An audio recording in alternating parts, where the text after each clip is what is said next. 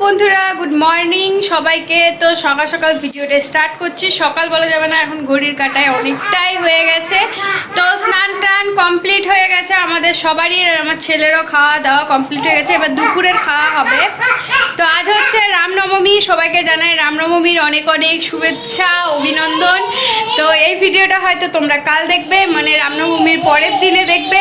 আর এদিকে আমার ছেলে দেখো স্নান টান করে, আজ কিন্তু ও নতুন ড্রেস পরেছে, যেটা ওর দিদা দিয়েছে।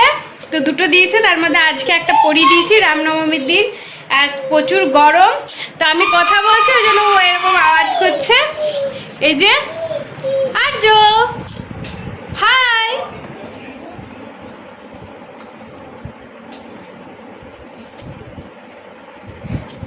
তো এই যে আর্য, আর এদিকে রান্না বান্না হচ্ছে। আমাদের এখানেও অনেকের বাড়িতে পুজো হচ্ছে, তো আমাদের বাড়িতে হবে না, যেহেতু আমাদের বাবা মারা গেছে, 1 বছর যায়নি সে কারণে। তো এই যে বাবু এই যে শুয়ে রয়েছে। তো আমরা এখন অনেক কাজ রয়েছে, তো মন্দিরে যাব যখন পুজো হবে। আর এদিকে এখন আমরা খাবো। আর রামনবমী অনেকে বলবে নবমীর দিনে চিকেন খাচ্ছ, তা আমি মা চিকেন করেছে, তো চিকেন কষা খাবো। তো চলো তোমাদের সাথে শেয়ার করি। তো এই যে দেখো মায়ের রান্নাবান্না হয়ে গেছে। লাস্টে ছিল চিকেনটা, যেহেতু মা চিকেন খায় না ওই জন্য লাস্টে ওটা করেছে। তা আমার আর ভাইয়ের জন্য এখানে ভাইও নিয়ে নিয়েছে কষা মাংস, আর আমিও নিয়ে নিয়েছি কষা মাংস। তো এবার চলো এটাকে ঝটাপট খেয়ে নেব, কারণ টাইমটা অনেকটাই হয়ে গেছে। তারপরে আবার বাবুকে খাবার খাওয়াতে হবে। তো দুপুরবেলা তো মায়ের রান্নাবান্না কমপ্লিট হয়ে গেছে, একদম ফুল কমপ্লিট। তারপর দেখো আমি এখানে চলে এসেছি বাবুকে খাওয়াতে, কারণ বাবু 12:30 থেকে 1:30টার মধ্যে খাবার খেয়ে নেয়, কারণ ও 1:45 ঘুমিয়ে পড়ে। তো ওই জন্য ওকে ফার্স্টে খাওয়াচ্ছি। আমাকে বাড়িতেও কিন্তু ওকে 12:30টার মধ্যে আমার রান্না কমপ্লিট করতে হয়। কখনও 1:45টার মধ্যে খাবার খায়, কখনও ওকে 12:30টাতেই আমাকে খাবার খাইয়ে দিতে হয়। যেমন ওর ঘুম থেকে উঠবে সেরকম অনুযায়ী আমাকে চলতে হয়। তো এই যে দেখো ও কিন্তু খাচ্ছে, চুপচাপই খায়। তো প্রথমে ওকে খাওয়াতে একটু কষ্ট হয়, কারণ ওকে প্রথমে স্বাদটা বোঝাতে হয় যে টেস্টটা কেমন, মানে 2বার ওকে দিতে হয় মুখে। তো ওটা একটু জেদ করে, তারপরে ও চুপচাপ খেয়ে নেয়। এখানে কোকোমেলন দেখতে দেখতে খাচ্ছিল, যে কারণে আমি ভয়েস দিচ্ছি। তো ও কোকোমেলন দেখতে দেখতে খায়, আবার কোনো কিছু যে না দেখেও খায়, মানে বসিয়ে চুপচাপ খাওয়ালেও খেয়ে নেয়। তো আমি আমার সুবিধার্থে ওকে একটু কোকোমেলন দেখিয়ে খাবারটা খাইয়ে দিচ্ছি। তো দেখো ও দেখছে আর খাচ্ছে। তারপরে ওর বাবা ফোন করেছিল, বললো দেখো আমি রামনবমীর পুজো করিয়েছি, একা হাতে ও ওই সব করেছে। তারপর দেখো এখানে আমাদের ধ্বজা দিয়েছে, যেটা আমাদের প্রত্যেক বছর দেওয়া হয়। তো আমাদের যখন এই বাড়িতে আসি তারপর থেকে আমাদের প্রত্যেক বছর রামনবমীতে যজ্ঞ করা হয়, কারণ আমরা রামনবমীতে গৃহপ্রবেশ করেছিলাম, সেই বেলা দিয়েছিলাম একটু ঘুম। তো আমাদের মা আর ছেলে দুজনেরই একসাথে ঘুম ভেঙে গেছে। তো ওকে আমি জিজ্ঞাসা করছি, আর্য কালকে বাবার সাথে কিসে যাব আমরা? আর্য বলে দাও কিসে যাব। তো ও ওটাই করছিল, মানে ওই যে বুম বুম বুম, মানে গাড়িতে যাব, বুম বুম করে যাব। কেমন করে যাবো শোনা? বুম বুম, ভালো করে বলো, ভালো করে বলো। এই যে যেখানে বলে এখানে, কেমন করে যাব আমরা? কেমন কিসে যাব আমরা? বুম বুমে কিসে যাব বলে দাও। বাবা এলে কিসে যাব? Boom boom boom boom. তো এখন পুরোপুরি ভালো করে কথা বলতে পারে না বলতে 1 বছর 3 মাস বয়স। তো চেষ্টা করে কথা বলার, অনেক কথা বলারই চেষ্টা করে। তো যতটুকু নিজের ইচ্ছাতে বলে ততটুকুই ঠিক আছে।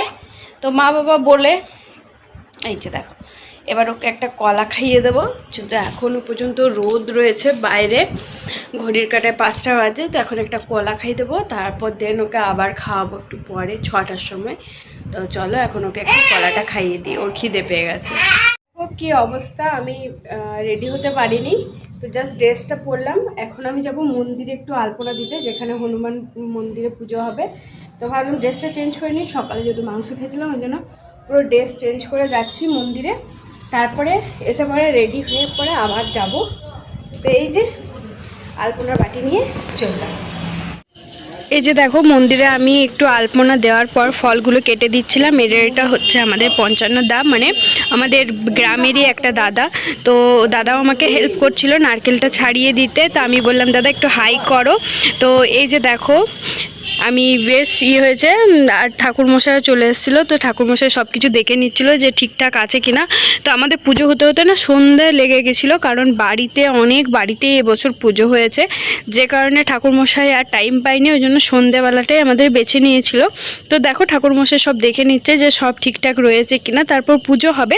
তো পুজো যখন পুরোপুরি কমপ্লিট করছিল তখন আমি উঠে চলে গিয়েছিলাম, কারণ ওখানে আমি অনেক আগের থেকে গিয়েছিলাম, যে কারণে বাবুকে খাওয়াতে হতো। ওই জন্য বাবুকে খাইয়ে আমি আবার আসবো এখানে। তাকে গ্রামের ছেলেগুলো আমাদের এই যে ধ্বজাটা দেওয়া হয় সেটা প্রিপারেশন নিচ্ছে। এদিকে আমাদের পুজোর সামগ্রী সব করা হচ্ছে।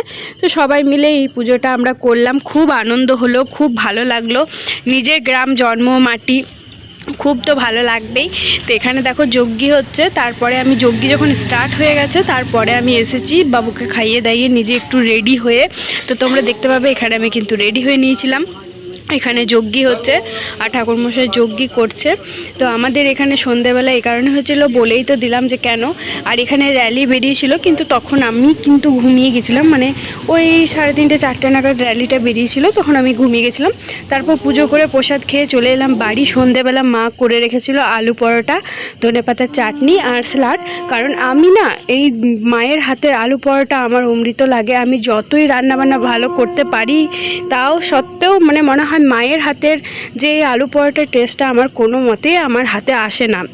আর এখানে আমি খেতে বসেছি, এখানে বাবু দেখছিল টিভি, তো ওকে বসিয়ে রেখেছিলাম। মা ওরও অনেক কাজ ছিল, মানে সন্ধ্যে খাবার দাবার করার ছিল, ওই জন্য মা খাবার দাবার করতে গিয়েছে। খাওয়া দাওয়া কমপ্লিট, আমাদের সব কিছু কমপ্লিট। এইদিকে আমাদের বিছানাও রেডি হয়ে গেছে শোয়ার জন্য। এখানে আমি, মা আর বাবু শুই, আর ওপরে ভাই শুয়ে। আর এখানে দেখো এনার এখনও খেলাধুলো শেষ হয়নি, এখনও পর্যন্ত খেলাধুলো চলছে, কখন ঘুমাবে ভগবান জানে।